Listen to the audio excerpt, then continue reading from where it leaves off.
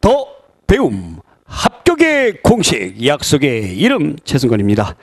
자, 1920년대의 국내의 독립운동에 대해서 공부 한번 해보도록 하겠습니다. 1920년대에는 3.1운동으로 해서 일본이 통치를 문화통치로 바꿨죠. 그래서 세 번의 통치기간 중에서 이 문화통치기간이 그래도 우리나라가 뭔가를 해볼 수 있는 그런 어떤 시기였습니다. 자, 국내에서 과연 어떤 독립운동을 했을까요? 자, 우선 첫 번째로 맞서 싸우긴 좀 그래요. 일본하고. 아무래도 그 집중적인 지배를 받고 있었기 때문에. 그래서 실력 양성 운동으로 나갑니다. 자, 이 보시면 3.1운동 후에 즉각적인 독립이 불가능하다고 판단을 했습니다. 자, 그런데 여기 이제 우리가 주목을 해야 되는 그 용어가 나와요. 바로 뭐가 나오냐면 사회 진화론적 세계관에 입각해서 진화론은 영국의 찰스 다윈이 주장한 이론이죠. 그래서 환경에 맞게 적응을 하고 하는 그 생물체는 살아남고 진화하고 그러지 못하는 것은 나중에 소멸된다. 즉 약육강식의 이론을 펼쳤습니다. 그래서 당시의 제국주의 국가들이 이 다윈의 진화론을 약소국을 침략하는 그 이론으로 받아들였었는데 어찌됐든 우리가 이제 점점 실력을 키워서 진화해야 된다라는 쪽으로 우리나라는 받아들였던 것 같아요. 어찌됐건 이 이론이 실력 양성 운동의 바탕이 됐다라는 거 알아두시기 바라고, 그래서 산업, 교육 이런 쪽으로 국민 계몽, 뭐 문맹 퇴치 이런 것들 많이 있었다라는 거 기억해 두시기 바랍니다. 자, 그래서 사회 진화론적 입장에서 나왔던 것이 바로 이제 물산 장려 운동이에요. 이것은 1920년대 문화통치를 바꾸면서 일본 애들이 회사령을 철폐하고 관세를 철폐해버렸죠. 자, 그러다 보니까 이것은 일본 애들이 일본 그 자본과 일본 기업들이 진출을 편하게 하기 위해서 만들어 놓은 거예요. 그러다 보니까 우리의 산업이라든가 우리의 자본이 굉장히 위축될 수밖에 없는 거죠. 그래서 이것을 우리가 대비하기 위해서 물산장려 운동을 했는데 조만진 선생님이 이제 평양에서 이분의 이제 고향이 평양이니까 평양에서 1920년에 조선물산장려회를 조직을 합니다. 그래서 전국으로 확산되고요. 내 살림 내 것으로 조선 사람 조선의 것으로 하자라는 거. 시가행진까지 막 하시고, 그리고 토산품을 애용하자, 근검절약하자, 금주 단연운동, 또 자작회 우리가 스스로 만들어 쓰자 이런 것들. 자, 그런데 기업 생산량이 늘어나면서 수요를 따르지 못해서요, 오히려 상품의 가격은 상승하게 되고, 또 당시에 사회주의 계열에서 비판을 합니다. 즉 자본가들 너네들만 배불리 위한 것들 아니냐. 원래 무상계급들 없는 사람들은 예전부터 근검절약했어. 그리고 집에서 만들어 입었어. 이렇게 비판을 했다라는 거 기억해 두시기 바랍니다. 자, 조선물산 장려회 취지서 보겠습니다. 부자와 빈자를 막론하고 우리가 우리 손에 산업의 권리, 생활 제일 조건을 장악하지 아니하면 우리는 도저히 우리의 생명, 인격, 사회 발전을 기대하지 못할 것이다. 우리는 이와 같은 견지에서 우리 조선 사람의 물산을 장려하기 위하여 첫째, 조선 사람은 조선 사람의 지은 것을 사쓰고, 둘째, 조선 사람은 단결하여 그 쓰는 물건을 스스로 제작하여 공급하기를 목적하노라. 산업계에 적혀져 있는 물산장려 취지서입니다. 자, 그 다음에 밀립대학 설립운동 보겠습니다. 3.1운동 이후에 우리나라 사람들이 좀 배움에 대한 열기가 좀 올라갔어요. 근데 학교 수는 부족하고요. 자, 그러면서 일본 애들이 제2차 조선 교육령을 발표하는데, 자, 2차 조선교육령의 그 골자는 이겁니다. 우리나라 교육을 시켜주겠다. 그렇지만 고등교육은 안 시키겠다라는 거죠. 우리나라 사람들은 뭘로 하겠다? 우미나 교육이죠. 바보로 만드는 거죠. 대학 교육을 안 시켜주는 거예요. 그래서 뜻 있는 분들이 1923년도에 이상재, 이승훈 이런 선생님들이 조선밀립대학 기성회라는 것을 만들어가지고, 기성회니까 이제 돈을 모으자라는 겁니다. 우리가 대학을 세워서 우리 인재들 우리가 교육시키자라는 거예요. 이거 여러분들이 아주 중요합니다. 한민족이 1천만이 한 사람씩 1원씩 내자. 이거 여러분들이 그 국채보상운동이랑 헷갈려 하시는 분들인데 절대로 하시면 안 돼요. 그래서 1,000만 원 모금운동을 전개합니다. 1,000만 원 모금운동. 그런데 잘 참여도 안 했을 뿐더러 사람들이, 일본 애들이 오히려 걔네들이 우리가 대학 세워줄게 해가지고 경성제국대학을 설립을 하는데 24년도죠. 1년 만에 설립을 하는데 이 경성제국대학이 서울대학이에요. 어디에 세우냐면 그 해화동 보면 그 서울대학병원 있잖아요. 그렇죠? 그리고 서울대학 의과대학은 아직도 거기 있습니다. 원래 거기에 서울대학이 다 있었어요. 경성제국대학입니다. 그래서 이걸 세웠다. 그러니까 굳이 이런 거 안 해도 돼. 여기에 들어가면 돼. 그래서 경성제국대학 들어가려면은 친일파의 자제라든가 또 그다음에 일본인 자제들이 여기에 많이 들어갔고요. 우리나라 사람들은 주로 이제 뭐 연희 전문, 보성 전문 이런 쪽으로 이제 많이 학교를 들어갔습니다. 자, 문맹택지운동 우리 학생들이 1920년대에 활기를 띠면서 문맹택지를 하게 됩니다. 노동자, 농민 대상으로 문맹택지를 하게 되는데 조선일보를 중심으로 해서 이제 문자 보급운동, 그 다음에 분화로드 운동이 굉장히 중요한데 분화로드 이게 러시아 말입니다. 러시아 말로 민중 속으로라는 구호예요. 동아일보에서 주관을 했습니다. 동아일보에서 네, 민중 속으로 막 들어가는 거죠. 막 들어가는 거죠. 분화로드. 이 사실 영어보다도 분화로드라는 그 러시아 말이 우리한테는 더 이 당시에는 익숙했어요. 왜냐하면 러시아와 더 우리가 가까웠기 때문에 역사적으로. 자, 그 다음에 조선어학회에서 또 활동을 했었고요. 그리고 학생들이 많이 야학이라든가 이런 쪽으로 가서 활동을 많이 했었죠. 자, 이제 사회 경제적 민족 운동이 되는데 여기에 이제 농민 운동이라든가 노동자 운동이라든가 또 백정의 운동이라든가 또 학생 운동이라든가 어린이 운동 이런 것이 있는데 여기는 뭐에 영향을 받냐면 사회주의 사상에 영향을 받습니다. 사회주의 사상에. 러시아로부터 사회주의 그 이념이 들어오게 되면서 사회주의 사상에 영향을 받는데 사회주의의 근본적인 목적은 무산계급, 프롤레타리아 계급이 유산계급, 부르주아 계급을 없애고 전체가 평등하고 고르게 이렇게 되는 그런 그 사회를 만드는 것이 사회주의 사상이에요. 그러다 보니까 이런 무산계급들의 운동에 크게 자극을 주는 겁니다. 자, 보겠습니다. 농민운동. 농민들이 뭐 토지조사 사업이라든가 삼위증식 계획으로 더욱더 힘들어지죠. 그러면서 이제 이 소작권 이전 반대. 왜냐하면 경자권까지 부정을 해버렸으니까 일본 애들이 소작료 인하. 그러면서 소작쟁이를 합니다. 대표적인 소작쟁이가 암태도 소작쟁이인데 전라도 암태도에서 1923년도에 일어납니다. 자, 근데 처음에 안 들어주죠. 근데 이제 이 소식을 듣고서 소작농들이 막 모여요. 결국에 1년여 동안 투쟁을 해가지고 이깁니다. 대단한 거죠. 그러면서 조선농민 총동맹이 결성되더라라는 거죠. 1930년대에 사회주의와 연계한 혁명적 농민조합운동으로 대두가 되고요. 자, 일본 애들은 말이에요. 그래서 이것 때문에 깜짝 놀래가지고 뭐를 하냐면 나중에 농촌 진흥운동 이거를 해요. 농민들을 진흥시키겠다. 사실은 농촌을 뭐 하겠다? 일본 애들이 이 농민까지 관리하겠다라는 수작이죠. 일제 그 민족 말살 시기 때에. 자, 여기 보시면 표를 한번 보겠습니다. 소작쟁이와 관련된 건데 소작쟁이가 1920년대에 엄청나게 그 암태도 소작쟁이를 기점으로 해서 늘어나죠. 늘어나다가 점점 줄어버립니다. 예, 참가 인원수가 줄어버려요. 왜 줄어버릴까요? 1930년대 들어가면서 일본이 전쟁을 하면서 민족 말살 정책, 병참기지화를 했잖아요. 그러면서 이 공장에서 군수물자 만드느라고 노동자가 훨씬 더 많아지게 되는 겁니다.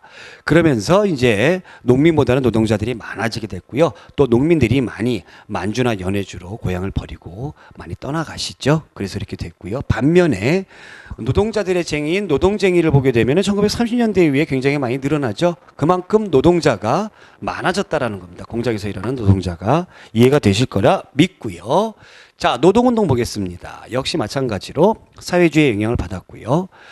맨 처음에는 1920년대는 조선 노농총동맹입니다. 노동자와 농민.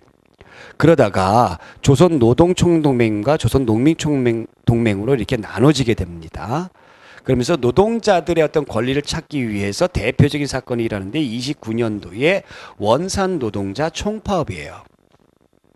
자, 그러니까 소작쟁이는 여러분들이 암태도, 그 다음에 노동쟁이는 여러분들이 원산노동자 총파업을 꼭 기억해 두시기 바랍니다. 자, 그 다음 보겠습니다. 청년, 소년, 여성운동. 우선 청년운동으로는 청년총동맹이 있었고, 소년운동으로는 소파 방정원 선생님, 천도교에서 활동을 했던 소년회가 조직이 됐고요. 어린이날 제정을 했고 잡지 어린이 발간했습니다. 여성운동으로 신간회와 자매단체입니다. 신간회 조금 이따 공부할 거예요. 여성단체인데 근우회라는 것이 나타나게 됐고요. 문맹퇴치 여성계몽운동으로 전개를 했다라는 거고, 자, 그 다음에 형평운동. 백정에 대한 사회적 차별을 하지 말아달라. 신분적 차별은 이미 없어졌는데 왜 자꾸 사회적 차별을 하느냐. 호적에 표시하는 거, 백정의 자녀는 학교에 입학 불가능한 거, 이런 차별을 없애달라. 어디에서? 진주에서. 여러분들 이거 시험 문제에 진해라고 해가지고 나오는 경우들이 있으니까 주의하셔야 된다. 진주에서 이 학찬이 조선 형평사를 조직합니다. 이 형평사라는 것도 형평운동과 관련돼가지고 꼭 알아주세요. 이게 무슨 뭐 경제를 하는 그런 것으로 여러분들을 오답의 세계로 꼬실 수가 있으니까 형평사 꼭 알아두시기 바라고, 백정에 대한 신분차별, 멸시, 타파를 목표로 했습니다. 자, 조선 형평사 설립 취지문 보겠어요. 1923년. 공평은 사회의 근본이고 사랑은 인간의 본성이다. 고로 우리는 계급을 타파하고 모욕적인 칭호를 폐지하여 교육을 장려하고 우리도 참다운 인간으로 되고자 함이 본사의 뜻이다. 네, 공평, 형평. 자, 그 다음에 이제 학생들이 중심이 돼서 했던 60만세 운동과 광주 학생 항일 운동 보겠습니다. 60만세 운동 1926년도에 일어난 배경은 일제의 식민지 수탈 정책과 교육 정책 차별 때문에 일어나요. 그리고 역시 사회시상이 들어왔기 때문에 그렇습니다. 그리고 3.1 운동 이후에 이렇다 할 대규모 운동이 안 일어났죠. 자, 그래서 언제 모이자? 순종이 돌아갑니다. 순종 인산일. 자, 고종이 돌아가셨을 때를 계기로 해서 일어난 것이 3.1 운동이고요. 순종 인산일은 60만세 운동이에요. 그리고 천도교 중심의 민족주의 계열과 조선 공산당 중심으로 준비를 했습니다. 근데 이것이 사전이 발각이 되면서 이 사람들이 활동에서 빠져버려요. 그러면서 학생단체가 주도를 하게 되더라라는 얘기입니다. 학생단체가. 나중에 이것이 이제 시민들이 합세를 하게 되는데, 이 학생단체가 조선학생 과학연구회라는 단체가 있었어요. 이런 동아리 모임이에요. 근데 이 과학이 무슨 과학이냐? 사회과학이에요. 사회과학은 또 뭐냐? 사회주의 사상을 가지고 있는 과학입니다. 그래서 여기서 이제 들고 일어났던 거죠. 전국적인 시위로 발전하게 되면서 나중에는 이 60만세 운동 끝나고 나서 이 독서회 같은 것이 막 조직이 돼요. 독서회.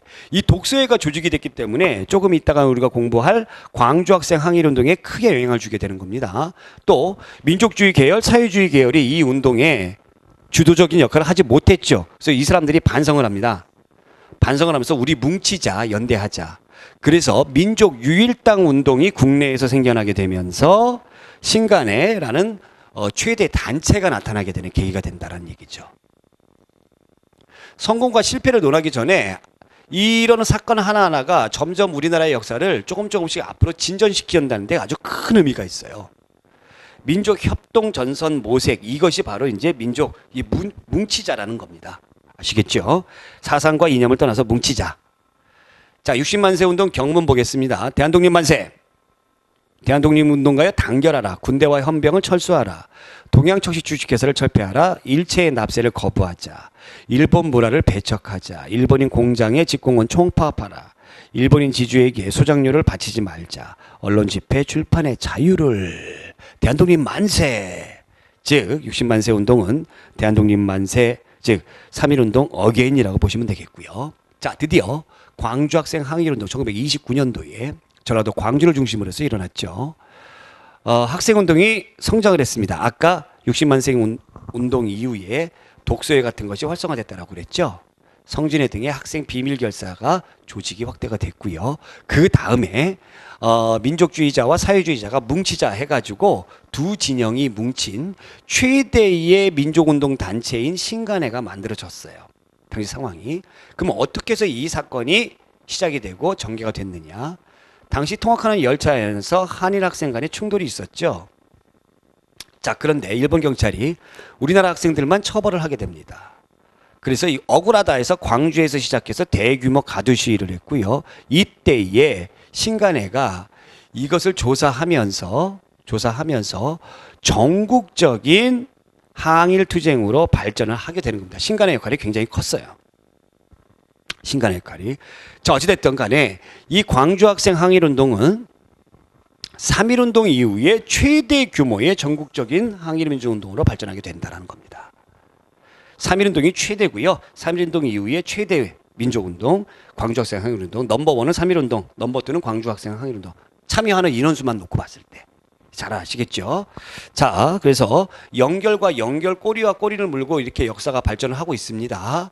박준채의 광주학생 항일운동과 관련된 글을 읽어볼게요. 가뜩이나 그놈들하고 한 차에 통학을 하면서도 민족 감정으로 서로를 멸시하고 혐오하며 지내온 터였는데 그 자들이 우리 여학생을 희롱하였으니 나로서는 당연히 감정적 충격이었다. 더구나 박기옥은 내 누님이었다. 내 분노는 더하였다. 나는 박기옥의 댕기를 잡고 장난을 치는 후쿠다를 개찰구 밖 역 광장에 불러놓고 우선 점잖게 따졌다.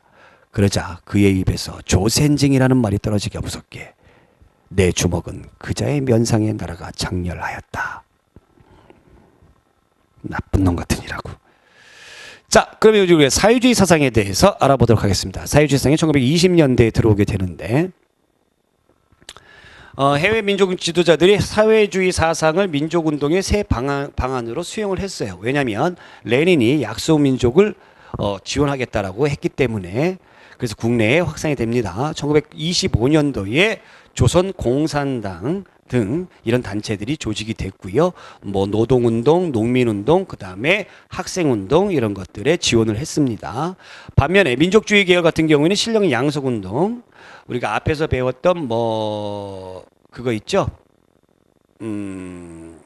물산 장려 운동하고 그 다음에 밀리대학 설립 운동 이런 것들 얘기하는 거고요.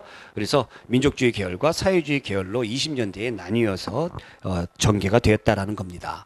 자, 민족협동 전선이란 말은 두 계열이 뭉친다라는 거예요. 그래서 이념과 사상을 초월해서 뭉치자. 자, 독립운동계의 대립을 보겠습니다. 민족주의 계열은 우리 여러분들이 이게 민족주의지 민주주의가 아니에요. 아시겠죠? 민족주의 계열은 지식인, 지주, 자본가 중심이고요. 민족의 독립이고요. 신령 양성운동, 농촌 계몽운동입니다. 뭐 분화로드라든가 그 다음에 문자 보급 이런 것들 얘기하는 거고, 사회주의 계열로는 여러분들 여기 나와 있는 지식인, 농민, 노동자, 그 다음에 학생들, 계급 해방이죠. 이게 원래 사회주의의 목표입니다. 계급 해방이. 자본주의 체제 부정하고요. 민족의 독립은 조금 더 나아가서 하는 거고, 그래서 소작쟁이, 노동쟁이, 대중운동 등으로 전개가 됐다라는 겁니다. 자, 그런데 이러한 민족운동에 위기가 있어요. 자, 민족주의 계열에서는 이광수가 민족적 경륜이라는 것을 발표했습니다. 그 다음에 사회주의 계열에서는 어떤 위기가 왔냐면 일본 애들이 치안유지법을 1925년에 발표를 해요. 일본 애들이 이 공산주의자, 사회주의자를 탄압하기 위해서 치안유지법을 만들거든요. 그러니까 일본 애들 입장에서도 계급투쟁, 즉 계급이 없는 그런 국가. 얘네들이 지배계급이잖아요, 일본 애들이. 그러니까 공산주의 사상이 들어오는 거 얘네들 좋지 않아요. 그래서 치안유지법을 만들어 놓습니다. 근데 이것이 나중에는 공산주의자들만 잡아들이는 것이 아니라 독립운동하는 사람들까지 다 잡아들인다는 얘기죠. 그 다음에 이광수의 민족적 경륜은 바로 뭐냐? 우리 독립 주장하지 말고 일본 애들한테 부탁해서 자치를 얻을 수 있도록 하자라는 겁니다. 그래서 민족주의자들이 굉장히 이 부분에 대해서 분노를 해요. 볼까요? 자, 민족주의 계열은 타협적 민족주의, 바로 이광수의 민족적 경륜, 일본에게 타협하자, 자치권을 획득하자. 비타협적 민족주의는 절대 안 돼. 우리의 목표는 독립이야. 또 사회주의 계열에서는 민족 통일 노선이 있고 혁명 투쟁 노선이 있습니다. 민족 통일은 우리가 뭐를 하는 겁니까? 일본을 타도하는 것을 얘기하는 거고요. 혁명투쟁은 쉽게 말한다면은 계급주의, 사회주의 오리지널 개념이라고 보시면 돼요. 노동자 농민 중심의 계급투쟁이에요. 그래서 어떻게 되느냐? 이제 60만세 운동 이후에 우리가 민족협동전선 운동이 유일당 운동이 번져나기 시작했다라고 그랬죠. 그래서 한국 독립 유일당 북경 촉성에 유일당을 만들자. 뭐 용어가 굉장히 긴데 이거 다 아실 필요 없고 또 그 다음에 해외 만주에서는 이미 통합운동이 전개가 되고 있는 상황입니다. 참의부, 정의부, 신민부 이것이 이제 국민부와 혁신을 위해 통합되는 그런 상황들이에요. 이런 상황들이 해외에서 일어납니다. 해외에서 일어나니까 좀 자극을 받아요. 자극을 받으면서 신간회가 결성이 되는데 신간회가 결성되는데 민족주의 세력과 사회주의 세력이 같이 만드는 단체예요. 국내 최대 단체입니다. 비타협적 민족주의 세력과 대립을 하게 되면서 신간회는 비타협적 민족주의 그리고 사회주의 세력들이 합해지게 되는 거예요. 타협하는 애들은 빼버리는 거예요. 일본에 타협하는 애들은. 그리고 과정을 보게 되면은 조선 민영의 결성과 정우의 선언이 있는데 정우의 선언은 이 쉽게 말하면 친구로 맺자라는 거예요. 사회주의자들이 우리랑 사상과 이념이 같지 않더라도 우리의 목표를 위해서는 우리가 쟤네들하고 친구가 돼가지고 연합정선을 펼칠 수가 있어라는 겁니다. 자, 3대 강령으로 정치, 경제적 각성 촉진, 민족의 대단결, 기회주의 배격 이게 중요하죠. 너희들 꺼져라 라는 거죠. 자, 강연회 연설에 개최했고요. 그 다음에 광주학생 항일운동 최대의 민중대회 개최 계획이 있었고 그리고 진상조사단을 파견했습니다. 그리고 자매단체인 근우회까지 발족을 했다라는 겁니다. 자, 그런데 신간회가 해체됩니다. 왜 그러냐면 이 신간회의 집행부가 우경화 노선으로 가요. 타협적 노선으로 가버리고 그 다음에 사회주의에서도 코민테른 노선이 변화가 됩니다. 코민테른은 뭐냐면 소련 사회주의의 본부를 두고 있는 소련에서 전 세계에 있는 사회주의 이 모임이거든요. 코민테른이 여기에서 사회주의 국가가 어느 방향으로 간다라는 노선을 정해주는데 이때 변화가 됩니다. 통일전선 대신에 계급 대 계급 전술로 되죠. 즉 사회주의 오리지널로 가라. 무언가 독립하려고 하지 말고 계급투쟁을 해서 유산계급을 없애는 쪽으로 가라라는 겁니다. 그러다 보니까 신간회의 원래 목적 이것이 퇴색해지기 시작하는 거죠. 결국에는 흐지부지 되면서 해산되게 되더라라는 겁니다. 자, 정오에서는 보겠습니다. 1926년도에 민족주의적 세력에 대해서는 그 부르주아가 이제 유산계급입니다. 그 부르주아 민주주의 성질을 명백히 인식하는 동시에 또 과정적 동맹자적 성질도 충분히 승인하여 그것이 타락하는 형태로 출현되지 아니하는 것에 한해서는 적극적으로 제휴하여 대중의 개량적 이익을 위해서도 종래의 소극적 태도를 버리고 분연히 싸워야 할 것이다. 자, 정오의 선언은 사회주의자들이 일본이 1925년에 치안유지법을 했잖아요. 그래서 위기가 됩니다. 위기가 되면서 이 민족주의자들하고 손을 잡자라는 그런 취지에서 나온 겁니다. 자, 이광수의 민족적 경륜 볼게요. 그러면 지금의 조선 민족에게는 왜 정치적 생활이 없는가? 일본이 조선을 병합한 이래로 조선인에게는 모든 정치 활동을 금지한 것이 첫째 원인이다. 또 병합 이래로 조선인은 일본의 통치권을 승인해야만 할 수 있는 모든 정치적 활동, 즉 참정권, 자활권, 운동 같은 것은 물론이요. 일본 정부를 상대로 하는 독립운동조차 원치 아니하는 강렬한 절개의식이 있었던 것이 둘째 원인이다. 지금까지 해온 정치적 운동은 모두 일본을 적대시하는 운동뿐이다. 이런 종류의 정치 운동은 해외에서나 할 수 있는 일이고 조선 내에서는 허용되는 범위 내에서 일대 정치적 결사를 조직해야 한다는 것이 우리의 주장이다. 허용되는 범위, 일본인들이 허락하는 범위 내에서 하자라는 얘기죠. 그러니까 일본과 타협하자는 얘기죠. 자, 이렇게 해서 1920년대에 우리 국내의 민족운동에 대해서 알아봤고요. 자, 다음 시간에는 좀 신나요. 무장 독립전쟁. 독립군, 광복군 등장합니다. 이분들의 활약에 대해서 신나게 공부해 보도록 하겠습니다. 오늘 여기까지 고맙습니다.